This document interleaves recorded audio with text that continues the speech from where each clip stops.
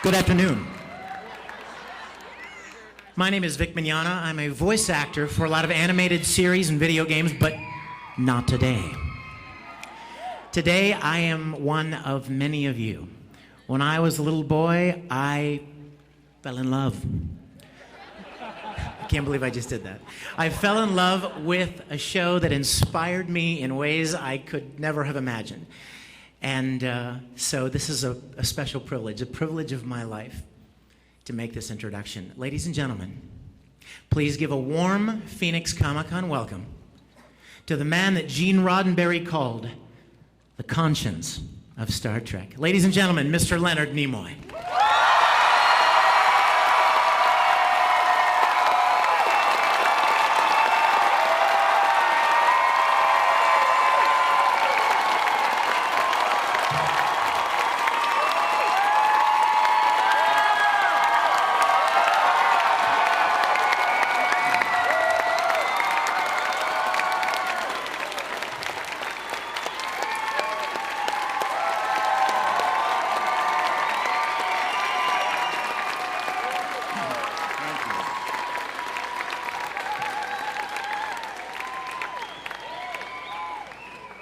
Thank you very much. Thank you.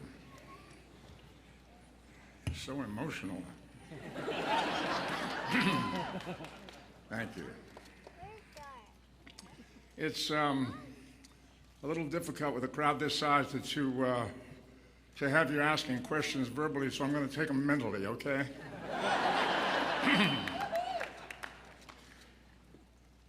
Somebody's wondering about... Somebody's asking, is it true that William Shatner tried to drown you when you were making Star Trek 4?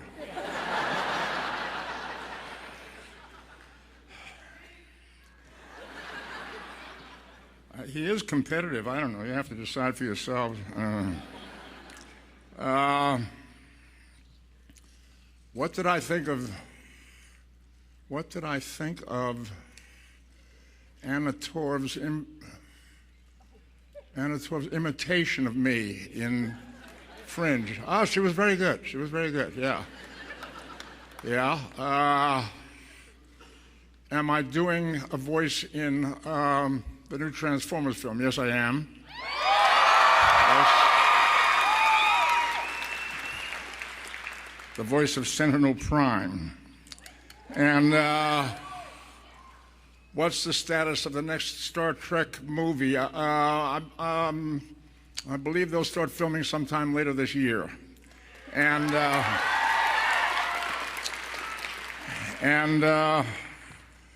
you can take one more. Oh, somebody's asking about Bruno Mars. Have you seen them? Yeah? You like the video? Yeah. There's a I did a Bruno Mars video. You're right, yeah. And it's out. You can check it out on YouTube, yeah. Check it out on YouTube. I had a lot of, yeah. He's an interesting talent. Okay, so, you know, my parents came to the United States about 100 years ago as immigrants. They arrived in Boston. They were aliens, and they became citizens, and I was born in Boston, a citizen. I went to Hollywood, and I became an alien. And Star Trek went on the air, can you believe it, in 1966. 1966, 45 years ago. And I wasn't really prepared for it. I didn't know how to prepare for it. I had been acting in films and television for about 15 years, but I had never had a character that had the impact that Spock was going to have on an audience. I had no idea what to anticipate.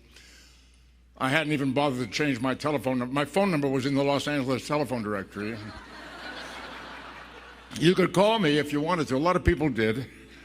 Took a little getting used to. There were fans waiting outside the studio gate at the end of the day, waiting to follow you home and rip the shrubbery off, leaves off your shrubbery. And this came from Leonard Nimoy's house, this piece of leaf. Yeah, can you prove it? No, but I was there. I saw him go in the door from his house. Yeah. So it got a little crazy, and I had to be snuck in and out of restaurants and theaters and so forth. So I had an invitation to go. Some of you probably heard me tell this story before, but so bear with me. I had an invitation to go to speak at a college in Billings, Montana. And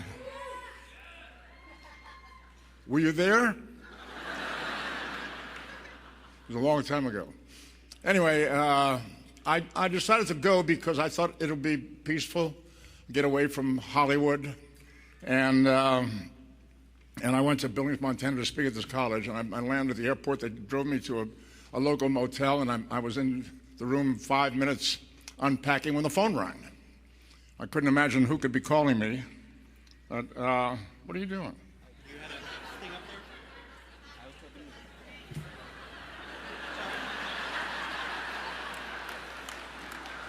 I tell you, they sneak right in on you, you know? So the phone rang, and I picked it up and answered it. Hello. And a young female voice said, "Hi, is this Mr. Nimoy?" And I said, "Yes, it is." "Oh my God, oh, I can't believe it. Oh, wow. Oh, yeah, hi."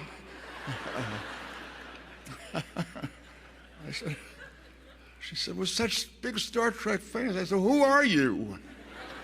She said, "My name is Sally." I said, "Where are you calling me from?" She said, "St. Louis." "How did you find me?" She said, "I heard you were going to be speaking at Billings, and I called all the hotels and motels. There's only 3. So, Sally, thank you very much. I appreciate the call. There were some people waiting for me, and I've got to go now. So goodbye, and keep watching the show, and thank you very much." And I hung up. I finished packing. I was heading for the door. Not 3 minutes later, the phone rang again.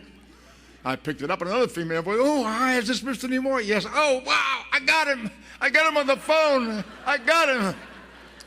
"Who are you?" "My name is Mary." "Mary, where are you calling me from?" She said, "Denver." "Mary, how did you find me?" She said, "My friend Sally called me from St. Louis."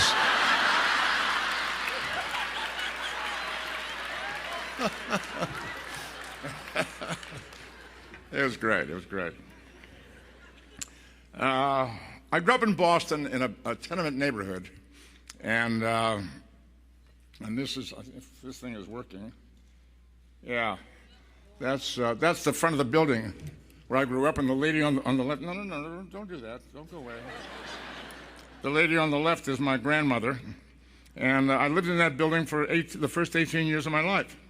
And these were some of the guys I used to hang around with on the corner. You had to have a white shirt to be in this gang. That's me on the far left. I was lucky to grow up in Boston. It was a great city. Lots of academia and lots of museums and a lot of art, theaters and music and what have you. And very close to where I lived, about 2 blocks away, there was what we call a settlement house. 5-story brick building with all kinds of classes, designed for immigrants. It was built in the 1910, 15, 20s. Immigrant people could go there to learn various things you needed to learn, including English classes, because most of the immigrants spoke Italian or Yiddish or various foreign languages. And they had a theater. They had a sports program and a science program, but they also had a beautiful little theater. And I first stepped out on that stage when I was 8 years old, and I'm in a production of Hansel and Gretel, and I played Hansel. And this theater had a beautiful embroidered curtain, and it was a forest scene. And at the bottom, in very beautiful Gothic letters, it said, "Act well your part, there all honor lies." And I took that very seriously. I thought, hey, that's very important to do an honorable job in the part that you play. So it made an impression on me. And I continued to do children's theater there until when I was 17, I was cast for the first time in an adult production of a play called Awake and Sing.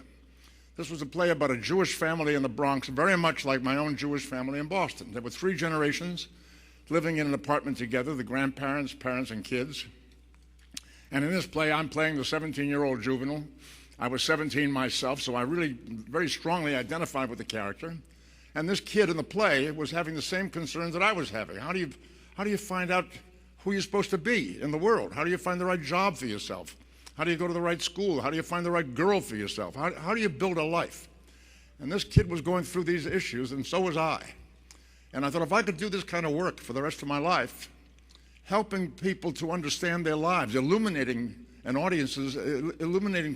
lives for people in the audience, I would consider it very important work, and I would consider myself blessed to be able to do that. So I decided to be an actor. And I went home and I said that to my folks, I'm going to be an actor. Well, it didn't go down so great, you know.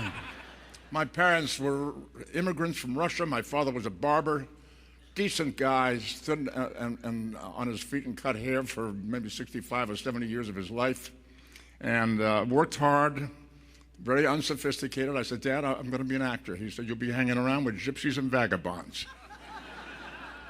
I thought, okay, you know, all right. If that's the way it has to be, you know.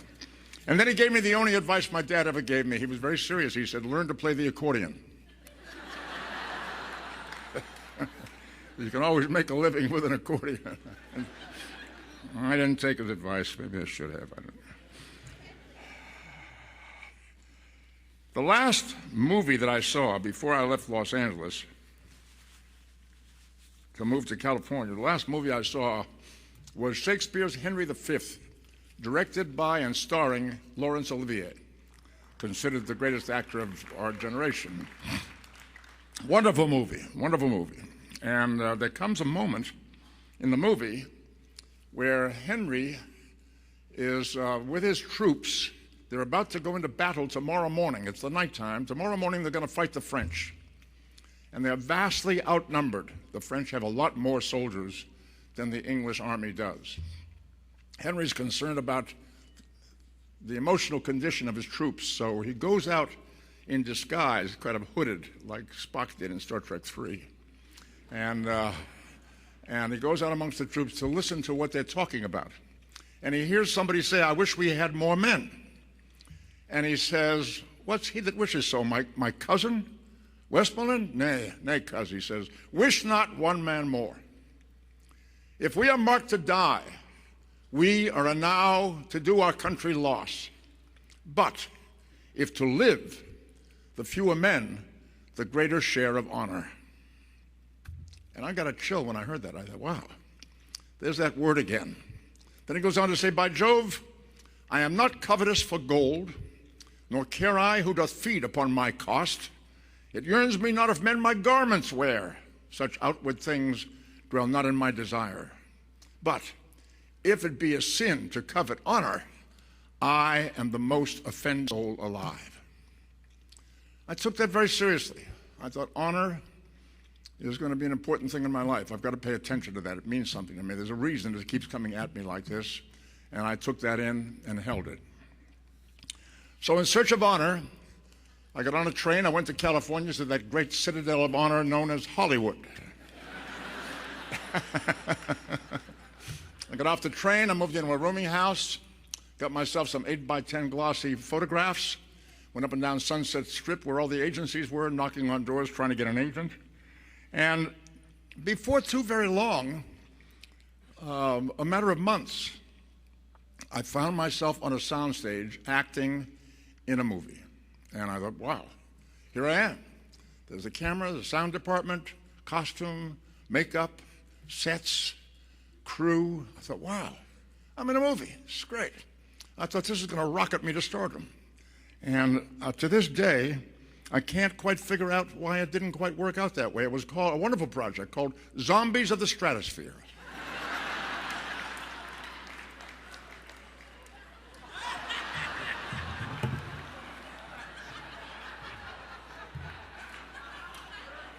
There we were. There we were.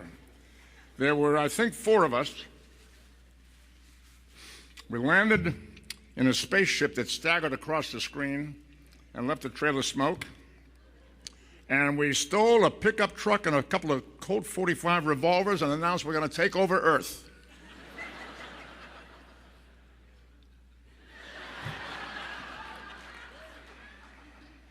That's me.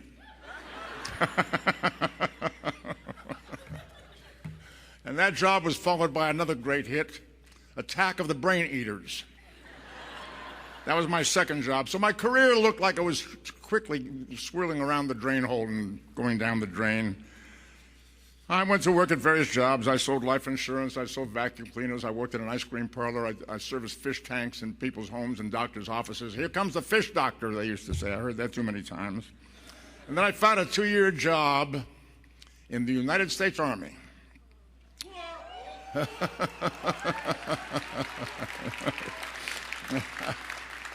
And there I was standing in front of a desk, a corporal sitting behind the desk at a typewriter, if you remember typewriters. And he said to me, "What do you do in civilian life?" I said, "I'm an actor." And he said, "Oh, tell me what I might have seen you in."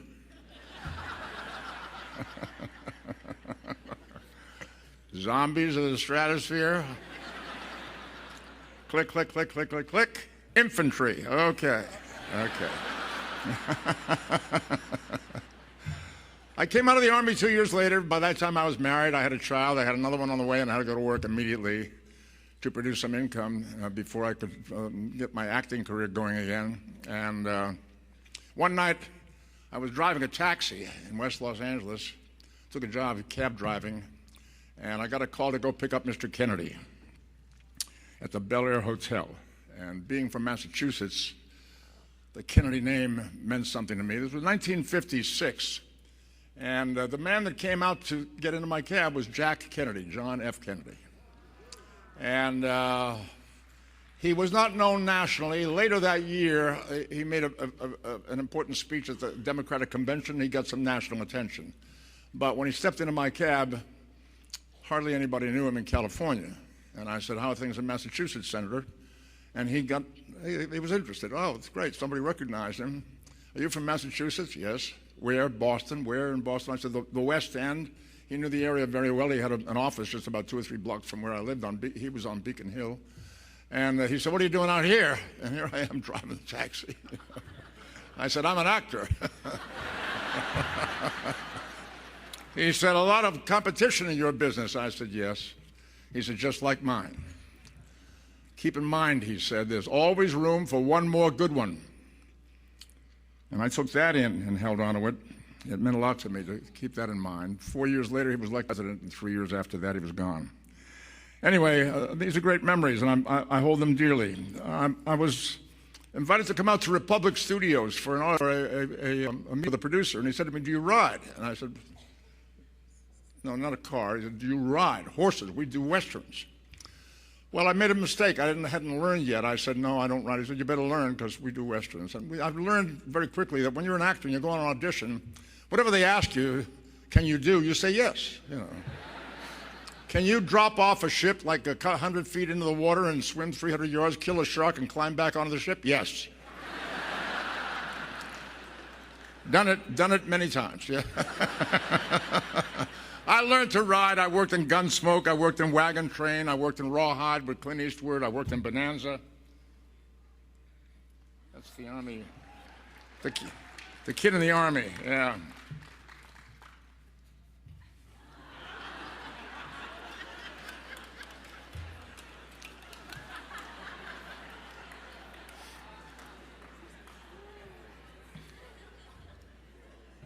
I think the only one who looks authentic in a Western is DeForest Kelley. Cowboy Shatner? I don't think so. And Jimmy Doohan as a laughing Indian? I don't think so. I don't know. Anyway, there I am. I did a lot of, I played some bad Indians. I don't think I did them badly. They were bad people, you know. I played Indians so bad Indians wouldn't play them, you know. Anyway, it was a way of learning and a way of making a living. And then in 1960, I acted in a play called Death Watch, which was a very successful play in Los Angeles, and a lot of the industry people came to see this. And then we made the film in 1964. And a lot of the industry people came, and I started working very steady after that. The man on the right in the uniform is Robert Ellenstein, who I was able to hire later to play the president of the Federation in Star Trek IV, The Voyage Home. And this was the play called Death Watch, and after that, it was a big career lift. I was in Twilight Zone, Outer Limits, Dr. Kildare, Perry Mason, and eventually a series called The Lieutenant, produced by Gene Roddenberry. And now after Trains and Horses, we're talking about starships.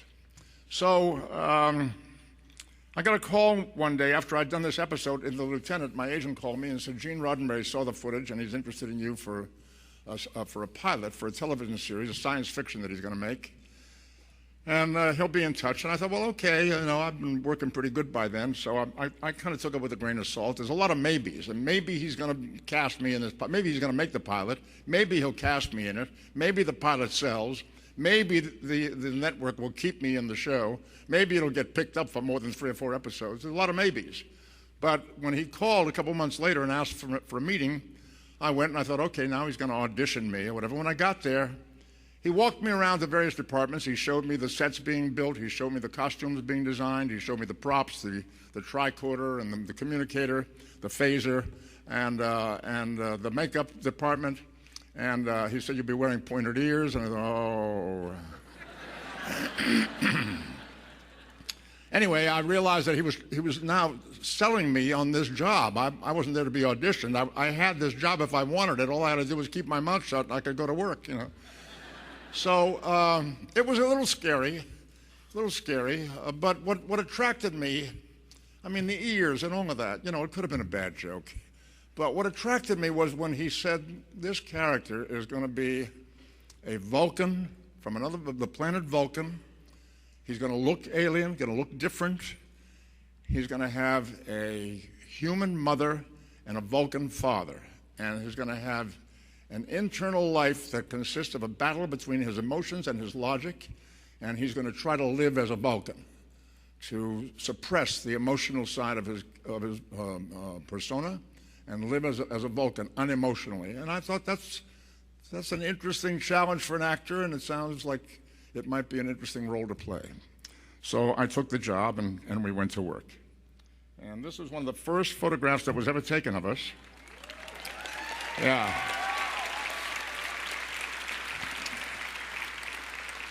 This was actually shot summer of 1966, before we even went on the air.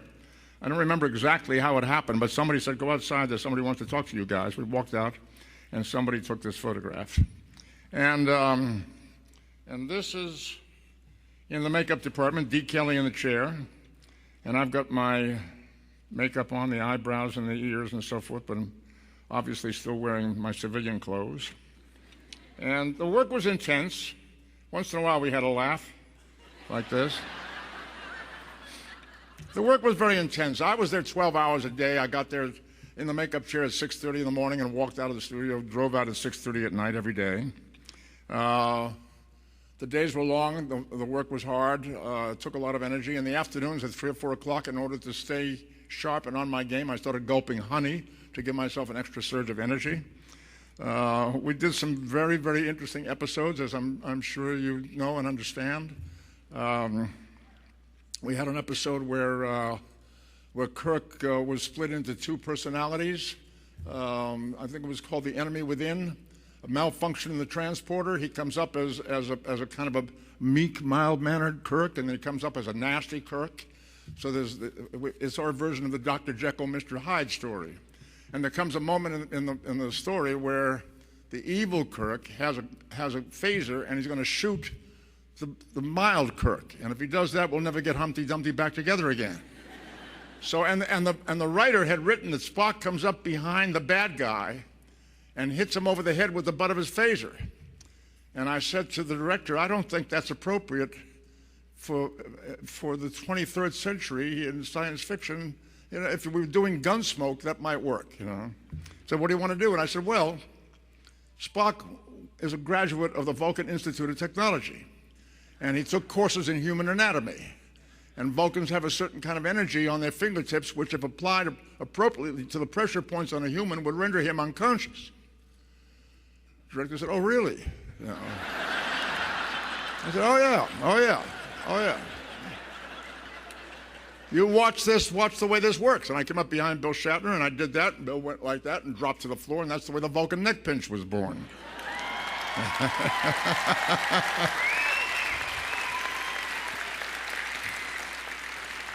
It was a big success. A lot of people asked me to teach them how to do it so they could do it to their kids. You know. And we came to an episode that was a very beautiful script written by a wonderful science fiction writer named Theodore Sturgeon, a script called Amok Time, which was really, really a very poetic, wonderful script. And it was an interesting script for the Spock character because we were going to go to Vulcan for the first time, to Spock's home planet, and we're going to see other Vulcans for the first time. Spock was the only Vulcan we had seen up to that point. And Spock had to get home to fulfill a marriage betrothal. Spock was in heat. And, yeah. Happens once every 7 years, you know that. And quite an event, actually. Well worth waiting for. So we get to the planet, and there's the three of us, DeForest Kelley and Bill and myself, and Spock is going to be married. And the lady that's going to conduct the marriage ceremony is being carried in a sedan chair at the head of a procession. And we learn that she's a very, very important person. She's the matriarch of the Vulcan planet, a character named T'Pau, played by a wonderful Viennese actress named Celia Lovsky. And they set her down. I'm to approach her. And she says, "Welcome home, Spock." And I'm supposed to say something like, "It's nice to be here." I don't remember exactly what I was supposed to say. But I said to the director, I think that we should have something that Vulcans do when they greet. I'm looking for ways to build interesting aspects of the Vulcan culture. And he said, "Well, what do you mean?" I said, "Well, humans, we shake hands with each other when we meet. Asians bow to each other. Military people salute each other.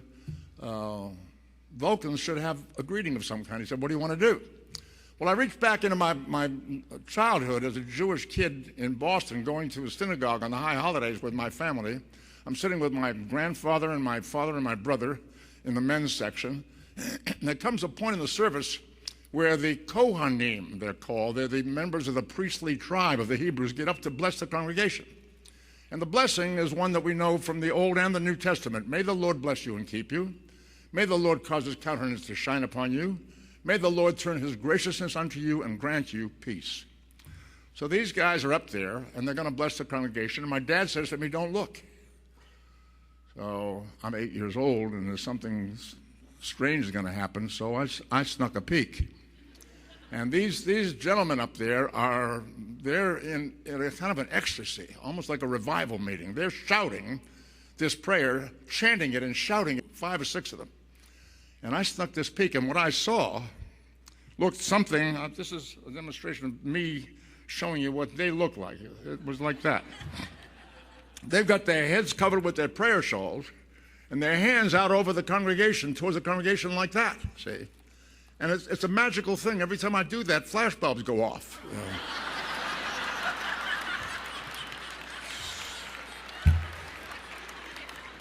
Can't stop it. Can't stop it. And I had no idea why they were doing that, but it kind of struck me something interesting was happening. So I immediately started to work to learn to be able to do that with my hands. And I spent years of diligent practice and self-denial to master that. I could get to the point I could do it right hand, left hand, anytime, any place. I could do it.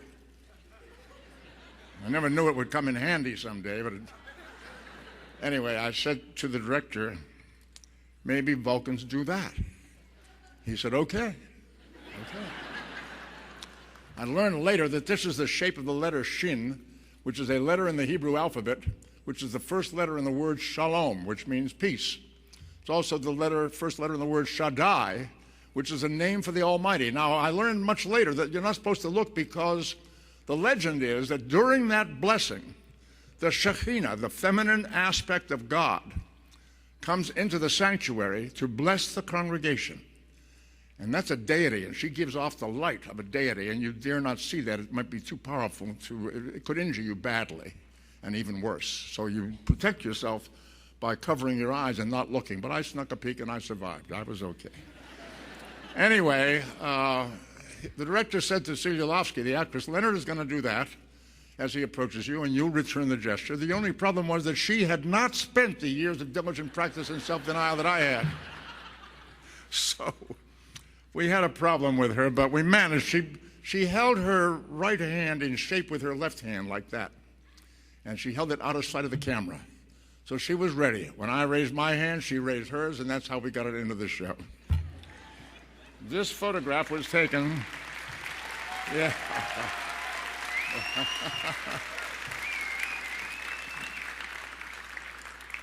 This photograph was actually taken that day, on the set that day, the first time this gesture went into Star Trek. And within a few days after that show aired, it was coming back at me on the streets. Kids, truck drivers, police, waiters in restaurants. Hey, Spock, hey, how are you? It was great. This is a photograph of my son and myself, my son Adam. He came to visit me one day on the set, and they snuck him off into the makeup department. They put the ears on him, and they sent him out on the set to surprise me.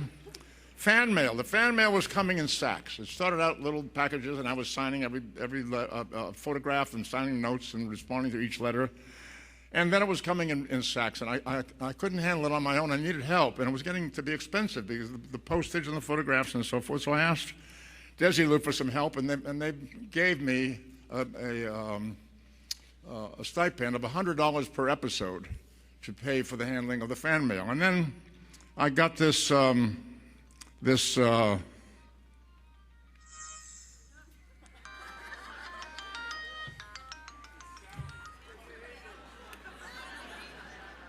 talking to a couple of people here.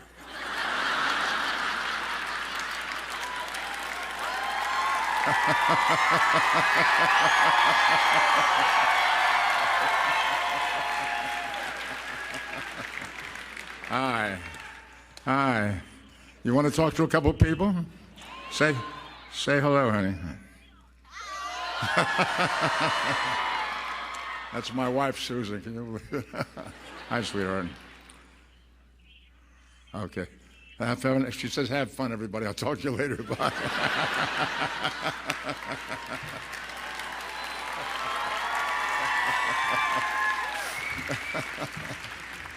So, I got this memo. That's the first time that's ever happened.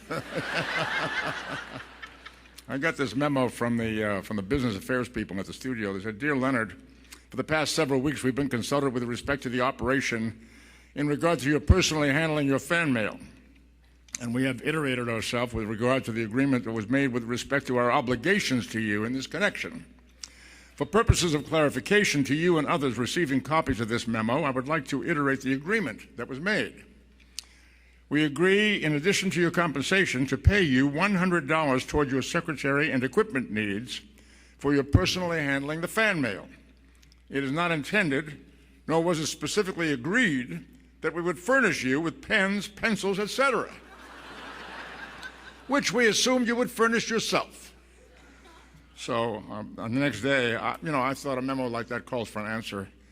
And the next day I sent a memo and I said, thank you very much for taking the time to send me the memo clarifying our agreement as regards to fan mail supplies, etc. I hasten to assure you that we will no longer need to make requests in this area for some time, since my secretary and I have gone to various offices around the studio and managed to steal all the pens and pencils we need.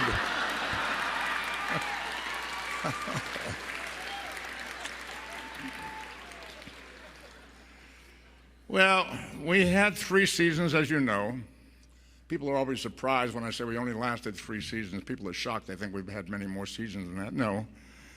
3 seasons. The 3rd season was very tough. Our good producers were gone. The writers were gone. We had new staff, and they didn't quite get the show as well as the first people had, and the show stumbled to a close, and we were canceled at the end of the 3 seasons. And then I was hired onto Mission Impossible. And I had I had some fun for a while. That's me with Leslie Ann Warren in one of the episodes, and I got to play this magician in Mission Impossible. I always wanted to be a magician as a kid, and here I was a magician on Mission Impossible. I had a good time doing it. It was interesting work. I got to play European dictators, South American dictators, Asian dictators. And then after a while, I got to be, again, European dictators, South American dictators. And I got kind of bored, frankly. And I said, I think I've had enough of this. Please let me out. And they did. And then I went back to school to study photography. I began to wonder if I might change careers because I had had more success than I ever expected as an actor. And I thought there's a career there for me if I wanted, but I want to explore this photography thing, which I had loved since I was a teenager. So I went to school and I studied photography and I started carrying cameras around. And so this was some of the early work that I did. That's a picture of my parents that I shot at that time. And very indicative of their nature. My mother was a very curious person. She would stop to look to see what was on the other side of that wall. My dad just kept right on walking. You know. And this is a self-portrait that I did, which is now in the permanent collection at the Los Angeles County Museum. I have worked in various museums around the country and in galleries around the country and shows at various times. And then I went to Spain to act in a way. I decided to stay with the acting career. I realized that I didn't want to do commercial photography. I didn't want to be shooting fashion photography and cosmetics and that kind of thing. I wanted to do what's known as fine art photography, which translates to you cannot make a living at it. So I stuck with the acting career. I went off to Spain to act in a Western called Catlo with Yul Brynner. And this was me on the set with the director, Sam Waterman, on the left. And then carrying cameras in Spain. This was some of the photography work that I was doing at the time, landscapes and so forth. A street in Almeria on the southern coast of Spain where we were filming. And then I went on tour in a production of Fiddler on the Roof. I played Tevye. That's me on the East Coast doing Tevye and Fiddler on the Roof. And then I went to Israel to work with Ingrid Bergman. This was interesting. This was a movie about Golda Meir, the lady who was the president of Israel. And I was asked to play this character who was her husband. And when I first was told about the role, I thought, I wasn't terribly attracted to it. He was a kind of tag-along kind of guy. Nice man, I'm sure. She was the power in the relationship. She said, I want to go over there and become part of that new nation. And he said, well, gee, things are nicer here in Milwaukee, you know. And she said, well, I'm going. He said, okay, if you're going, I'll go too. And I was asked to play this role, and I said, I don't know that I know how to enter into that character. I don't know if I could figure out a way to play that character. And then they said, well, that's too bad because you'll be playing opposite Ingrid Bergman. I said, oh, I might be able to figure this out, you know. One of the great actresses in films, and one of my favorite all-time movies, Casablanca. She was that wonderful leading lady in Casablanca and so many other great films. Great actress, and I got to act with her in Israel. It was a great thrill. And then Invasion of the Body Snatchers with Donald Sutherland and Jeff Goldblum. And then to Morocco, where I played Samuel, and here I am anointing David, the new king of the Israelites. So I had some interesting work to do. And then in 1977, I was on Broadway for the second time, this time in a production of Equus, great play, 16 weeks of great thrill doing that role. I had a wonderful time doing it. And while I was doing it, I heard about this great new film, very exciting, big hit that had just opened, big crowds, and very successful film. And I went to a theater in the afternoon. I was doing the play at night. Went to a theater in the afternoon in Times Square. Gigantic theater packed with people screaming and cheering and having a wonderful time. They're watching a movie called Star Wars.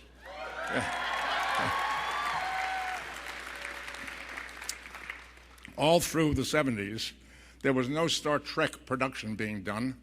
There was a hunger for Star Trek. Star Trek was very popular in reruns, and a lot of people wanted Star Trek to be produced, but there was no Star Trek being made for various reasons, and probably because the studio didn't think there was any money in it. You know, when they saw this big hit that George Lucas had with Star Wars, and I'm in the theater watching this gigantic hit, and I thought to myself, I think I'm going to be getting a call from Paramount Pictures pretty soon. And sure enough, they called us, and we went to work to make a movie. And there's the cast assembled.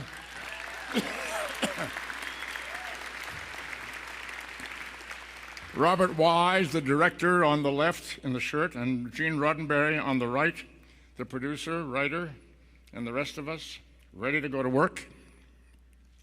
And this was on one of the production days, as Bob Wise directing again, and Gene up top. And we made the movie, and it was large. We had a big budget, and the movie was large. I don't think it was great, but it was large. And we had great shots of the ship going by like that.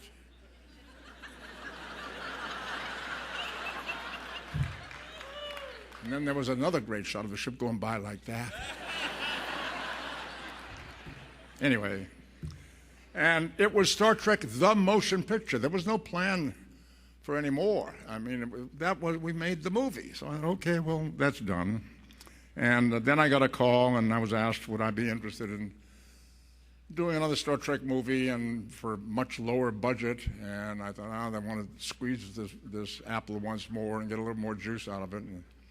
And they said, how would you like to have a great death scene?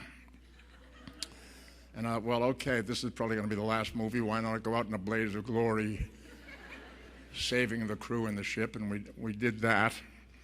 And went to see that movie with an audience for the first time. And we come near the end of the film, and Scotty calls, Kirk calls down to Scotty in the engine room. Scotty, we need 4 minutes. We need warp speed in 4 minutes or we're all dead.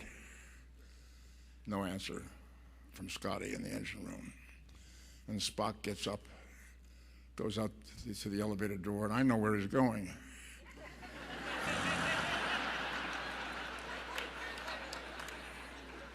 He's going down to the engine room to save the ship and die, you know. And I really didn't want to watch this, but I thought I'd better sit right here in my seat, or if I leave, people think I hate the movie. And it was a good movie. It was a very good movie. And I was beginning to think I'd made a terrible mistake letting myself die in this movie, you know. And so we see the death scene, which was very moving. And then there's the eulogy, and Spock's tube is going down the rail, and Kirk is saying, for all the souls that I've met in my travels, his was the most human.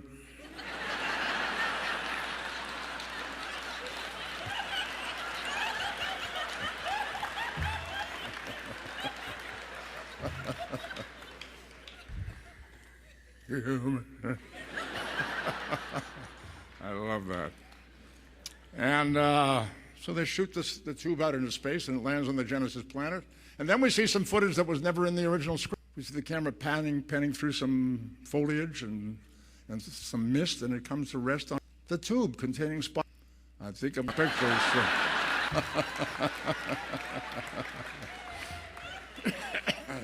Sure enough, I think when we made the next one was Star Trek 3, which I directed, and another one, and I did Star Trek 4. And this moment in Star Trek 4 came because when we were preparing the script, I was walking down Columbus Avenue in New York on a hot summer day, and suddenly there's this loud, very loud blast of bad rock music. And I take a look, and here's this carrying this big box on his shoulder, and he's got this thing blasting at an 11, you know, and I mean just destroying everybody's tranquility on this. Everybody's angry, including me.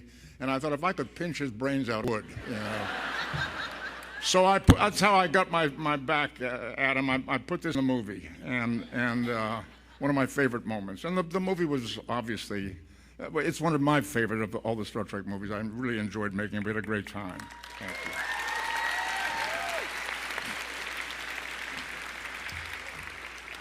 And then I directed Three Men and a Baby.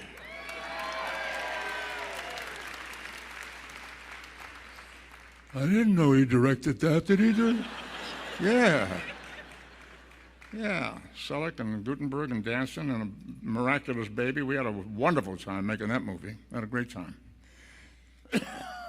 John Delancey and I got together for some projects called Alien Voices. We did some radio performances of various science fiction classics and had a great time. So all I wanted was to make a living as an actor. I did set out to be one more good one. I believed in being a good one. If you're going to do it, let's be as good as we possibly can.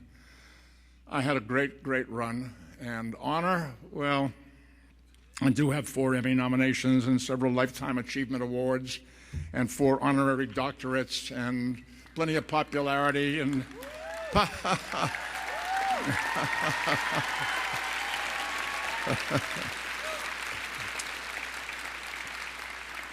It's great. It's been a great, great run. Popularity is great, but Victor Hugo reminds us that popularity is the crumbs of greatness. So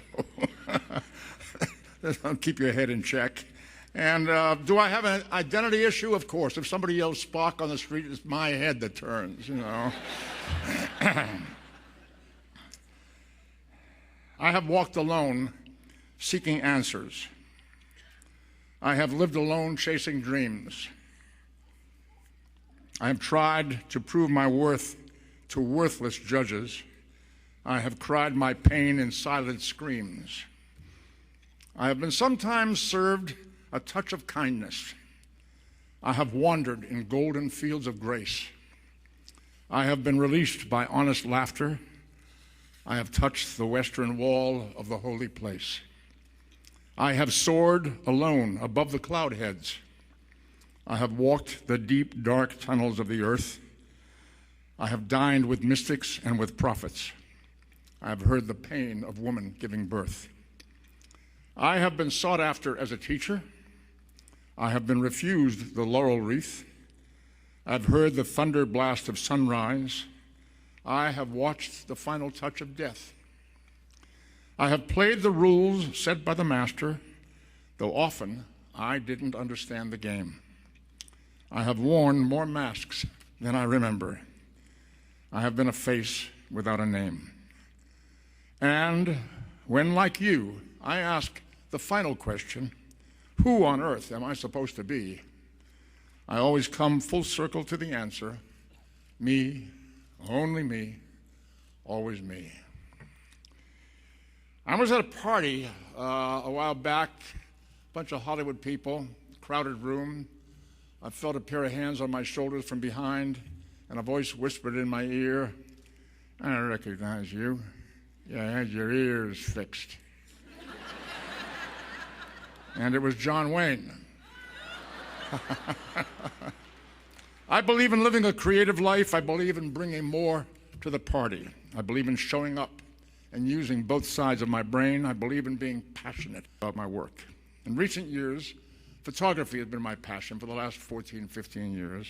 My work is now in permanent museum collections around the country. I published a book called Shekhinah, which is basic symbol, and it's about the feminine aspect of God. And I published a book called The Full Body Project, which is about body image in our culture, the Full Body Project. And most recently, I did a project called Secret Selves. I read a story on the internet a while ago that I found quite intriguing. Aristophanes, famous playwright and philosopher in ancient Greece, said at a symposium conducted by Sophocles, a symposium where a lot of guys sitting around drinking a lot of wine, talking about humanity, and the subject of human angst came up, human anxiety, a human sense of being sort of incomplete somehow, something missing, something you want in your life that's not quite complete or there. And Aristophanes had an explanation. He said, this was a very fanciful idea of his. He said, humans at one time we were double people. We were all attached double, back to back, in various combinations. And humans became very powerful. And the gods became angry. And they sent Zeus to solve the problem, which he did by taking a big sword and splitting everybody in two. and sending them on their separate paths. And ever since then, said Aristophanes, humans have been looking for the other part of themselves in the hopes of reintegrating to make themselves feel whole again. And that's the reason, he said, we have angst, we have this anxiety, this sense of being incomplete. So I did a project called Secret Selves based on that story. I photographed 100 people in various aspects they were invited to come and be photographed as their secret or hidden or fantasy self.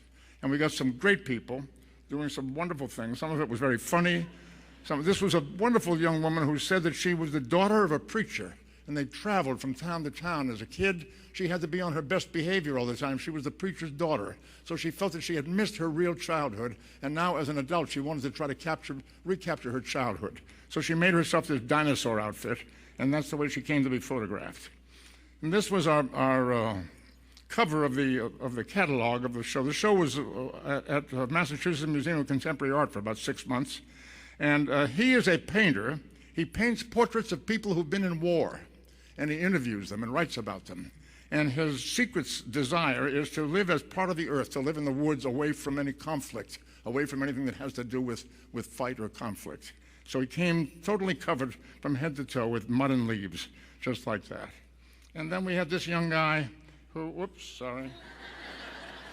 this young fellow, his grandmother made him this cape when he was born. He's carried it all his life. He was in the Navy for 6 years. He had that cape in his locker in the Navy for 6 years. Superman. Wonderful people came with these great stories. So as a photographer, I have street credibility. My wife and I were on our way home from an event in Los Angeles a few months ago, walking to the parking lot with Tom Hanks. And a young fellow recognized him, came running up with a camera, said, "Mr. Hanks, can I have my picture taken with you?" And Tom Hanks said, "Sure, who's going to take the picture?" Now the young guy recognizes me.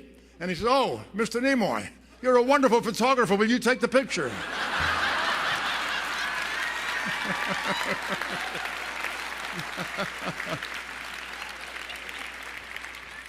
I said, "You got it." I took his picture, and that young man now has a picture of himself with Tom Hanks taken by Leonard Nimoy. That's not bad. Whatever work we do, we're all involved in a creative process. Every day of our lives, we are creative in some way. We get up and make a day out of it in some way. We make creative choices every day, all day long. We are involved in a creative process. And this is a credo that I have on the wall in my office at home. I see it every day. I heard the solemn whisper of the God of all arts. I shall give you hunger and pain and sleepless nights. Also, beauty and satisfaction known to few, and glimpses of the heavenly life. None of these shall you have continually, and of their coming and going you shall not be foretold. And that pretty much sums up the life of the artist. I am an incurable romantic. I believe in hope, dreams, and decency. I believe in love, tenderness, and kindness. I believe in mankind. I believe in goodness, mercy, and charity. I believe in a universal spirit. I believe in casting bread upon the waters. I am awed by the snow-capped mountains, by the vastness of the oceans. I'm moved by a couple of any age holding hands as they walk through city streets. A living creature in pain makes me shudder with sorrow. A seagull's cry fills me with a sense of mystery. A river or stream can move me to tears. A lake nestling in a valley can bring me peace. I wish for all mankind the sweet, simple joy that we have found together. I know that it will be, and we shall celebrate. We shall taste the wine and the fruit, celebrate the sunset and the sunrise, the cold and the warm, the sounds and the silences, and the voices of the children. Celebrate the dreams and hopes which have filled the souls of all decent men and women. We shall lift our glasses and toast with tears of joy. My friends, I mean it sincerely when I say to you, may each and every one of you live long and prosper. Thank you.